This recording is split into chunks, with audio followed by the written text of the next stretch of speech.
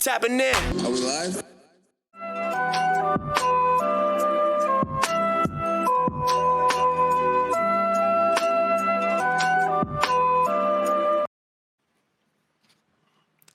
Indeed. Yeah. This one right here. This one right here. Yo. We don't play favorites, right? If it's hot, it's hot. If it's not, it's not, right? But there are certain people who we come to respect, we come to expect some heat from. And Westside Boogie is definitely one of those people. So it is a exciting day and a beautiful way to cap the weekend, at least for me, to be reviewing Westside Boogie, More Black Superheroes. More Black Superheroes is the third offering from Boogie, formerly Boogie, since being on Shady Records. Wait, hold up. Wait a minute, because I'm confused about this. Because he's formerly Boogie. He's now Westside Boogie. He's now Westside Boogie, formerly just Boogie. Because he was Westside Boogie first, and then he was Boogie. No. Now he's Westside Boogie again. He was Boogie first, and now he's Westside Boogie. Are you sure? I think Thirst 48 was Westside Boogie, the first one. It says literally Boogie on the album cover. Oh, but they be changing it. They be changing it. Hey man, listen, it don't matter. The album before this, I thought Everything for Sale was one of the best hip hop albums that came out. Very deep, very thoughtful, a near perfect listen. So I always, if this is rap, if this is the rap Olympic scene, I always have Boogie as my underdog on who would be the next up. Miles, in response to me saying that, you would always put up folks like Reason and say Reason is a better competitor. You put out folks like JID and say JID is a better competitor. No, I never said no JID was. I never said JID was better than Boogie. Not that. Never that. After this, who would you say is then? I think you're leaving out my man, who I didn't wear the shirt today, but I think Isaiah Rashad has always been like, if you want to talk about who makes the best music of the generation under Cole, Kendrick, and Drake, I've always said Isaiah Rashad. But you're right. I think Reason. There You Have It. I think you could put that album up next to any of these boys' albums, even this one. And you're gonna have a long day with that album. I think that's a very, very good project. I get that he's got a voice that isn't super. I could see if you could get ear fatigue. I could see how people don't really love the voice, but you're talking about lyrically and craft and music. My man is up there. So yeah, but I don't want to review. I don't want to review Reasons projects, but I would say that. New Beginnings, I think that's the second one. He's in that conversation for sure. But with this album, I think what Boogie's done is Boogie's shown that he can continue to get better at the type of music that he already makes. And that is a perfectly valid way of competing with whoever is there in the mainstream, whoever is there with trying to take on that next lane, because he doesn't seem like he's super interested in trying to make sure that he's known as the heir to any of these guys.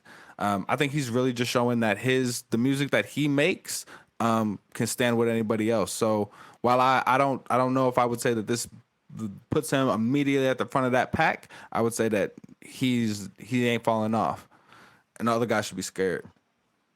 If this is what he puts out now, I'm putting him right up there with who I think is going to be next up, because when it comes to vulnerable music, and vulnerable hip hop, and we think about the space that we want hip hop to grow into, how we want it to mature, the lane of vulnerability is how hip hop can mature best, And you're right, Isaiah Rashad is definitely pushing that lane. The interesting thing about Boogie is that Boogie fans have always had this 3-person dichotomy of who Boogie is. There's always the romantic side singing Boogie, this is your silent ride Boogie, this is your ballad Boogie. And then you have your ratchet mode, and then you have the more intellectual, lover boy, broken-hearted man book. So there's always been this three-person or three-sounding sides to Boogie that he puts in every album. And funny enough, that's been what has deterred a lot of people from listening to Boogie's album, because they might listen to maybe one of those three sounds and decide, nah, the same for me. But it's actually quite layered, you know? I think Everything for Sale was a very strong body of work and how cohesive it was in going in between those layers. So it was a very intentful ride of taking you from the singing side to the rapping side, and then again, riding that wave. I think in this particular album, he does it a bit different than that. I don't think it goes as smooth. I don't want to say I don't think it goes as smooth as Everything for Sale, but I think the intention was to show the clashing of those personalities. That's why a lot of those songs had two sounds on them. It would have a one start and then it would jump into something else. One start and jump into something else. There's a lot of that. So I think intentionally it doesn't have that very smooth ride such as Everything for Sale, but how he puts this together, I think is quite spectacular. That's the best way I've seen that done over a few songs. Yeah, I think you did. I mean, we could wrap the review up there. We won't, but you did a really great job recapping, I think, what this album is trying to do, how it's trying to build on his past work and the personalities and personas that he's established. So I think you really did a great job summarizing it. I would say that when I listen to this album, I'm reminded of. So a lot of times when a lot of hip hop, our favorite artist comes out, I'm always. It's one of those things where it's like I'm left wanting more slap. I'm left wanting more something hard, something, you know what I mean? But it seems like on these albums, a lot of artists that think of themselves as lyrical, that think of themselves as creating higher art, tend to go for the more introspective lyrics, and that carries over into the beats, right? And then listening to this album, it is very. I mean, Killer Mode is the aggression of what he's saying on the track is already.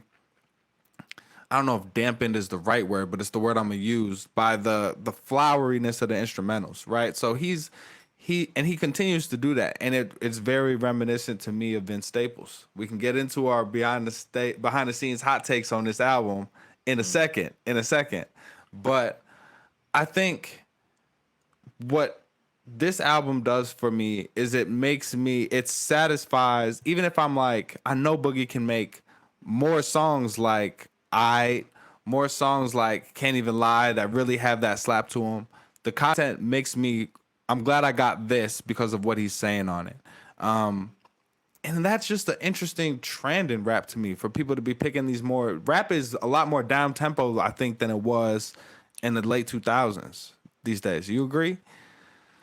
I would say I think a lot of people will miss the slaps on this album if you don't go through the whole album, because a lot of the songs, the second half of them, they turn into slappers, right? If you look at LOL SMH2, the first half is chill, but then it turns into a wild beat. You listen to Anthony, the last track on the album, it starts off very introspective and they get into some super ratchet stuff. So if I'm thinking about Boogie albums with the most slap heavy stuff, like Killer Mode slaps, bro. That it's Killer Mode slaps. I like how that's our review. Killer Mode slaps, bro. But I think this is the most contemporary slap sounding Boogie contribution yet. There's more slaps that I'll run to here than many other Boogie albums. For me personally, I think this is one of my favorite albums of the year. This is talking to me.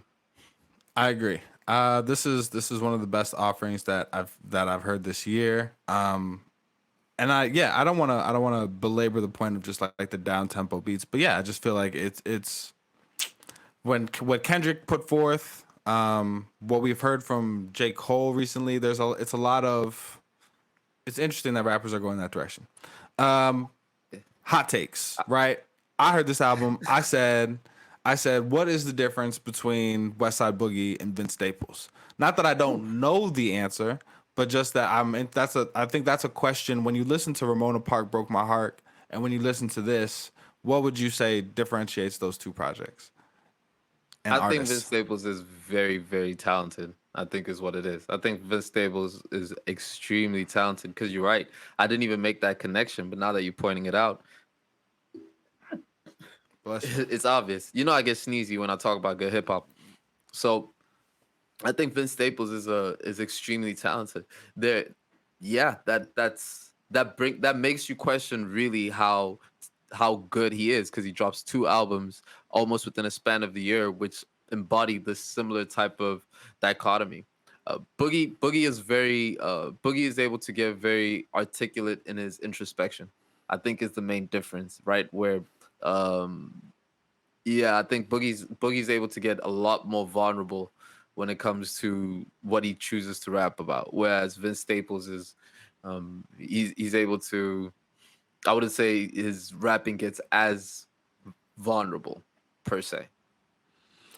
I would say I'm splitting hairs. I would say Vince can be as vulnerable, but he doesn't get as specific or personal. Boogie gets, it feels like Boogie's telling you all shit that really happened to him, that like he really felt. While Vince seems like he's incorporating the homies and what the streets be like in a way that we feel, but maybe that it doesn't get as specific. So I'd rock with that as a key difference between them.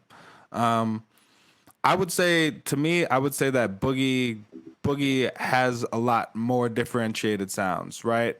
I think Vince does a good job of incorporating, of making a cohesive project that's all a vibe, but Boogie will give you a little bit of everything. And it's a little bit more distinct. The You can't slaps say from the that. chills. You don't think so? I was gonna say you can't say that when Vince Staples is giving you a dance album. You know, it's I'm not but like no, what oh, Drake's album is no, now. you're absolutely right. You're absolutely right. You're from album to album, Vince is more diverse. But within an album like Ramona Park, the you could play the most up tempo song and the most down tempo song back to back, and they wouldn't skip a beat, right? Whereas if you put I next to I don't know, Windows Down or Prideful, right? You know what I mean? It's a little bit more distinct. That's my take on it. But you're absolutely right. Vince will dedicate a project to a whole sound, and that sound might be, you know, a lot more up tempo. The other hot take from this conversation behind the scenes, man, is that you had said that you felt like Boogie had No. a. You said that you felt like Boogie had accomplished with this album what Kendrick was trying for with Miss Morale and the Big Steppers. I'm just gonna leave that there and let you explain what you. I walked that back, bro. I walked that hot take back, bro. You literally backed away. Wow. I walked that back, but I think it serves the same purpose. Clearly, hip hop is being a lot more vulnerable, or it's trying to be a lot more vulnerable. I really enjoyed this, and I was interested to hear what you think because you didn't have Boogie ranked so high in the space of the potential next ups. What does this album do to you in your hierarchy of where he sits? I kind of disagree. I feel like Boogie was always three. It was Zay, Reason, and Boogie to me. And no disrespect to Kenny Mason or Mick Jenkins or Saba, or any of the other like Jid, right? Like, but it was always those three to me. And I think with Reason, this makes me go, I need something really, really good from Reason again, right? But I would say that I like Everything's for Sale by Boogie just as much as I like There You Have It by Reason. And that's being generous, I think, to Everything's for Sale. And I think Thirst 48 1 and 2 by Boogie.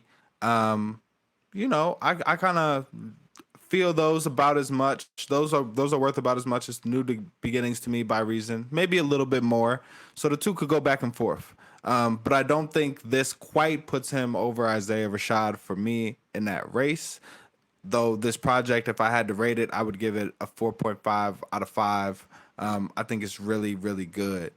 I think I feel what you were saying when you were saying that it accomplishes what Kendrick was trying to do. I think it feels like he was trying to be more vulnerable than rappers are, still let his skill and his confidence carry him to a place that you have to respect in spite of the vulnerability of the content. But I think that he stuck mostly with relationships, particularly with heteronormative relationships, and particularly within the sphere of things that are relatable to him.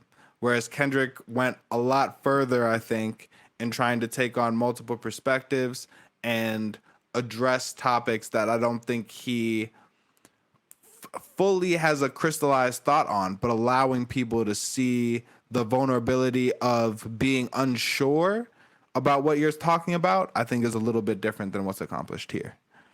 Yeah. That being said, more enjoyable album than the Cake album. True. Personally, I think this is a great offering of work. My brother said 4.5 out of 5. I'd be remiss to disagree.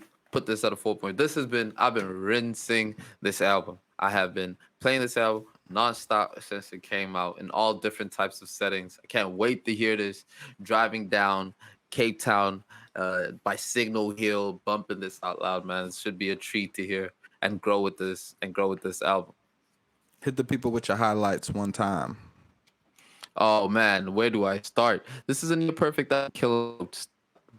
LOL SMH 2 fires. I think that might be some of my favorite stuff.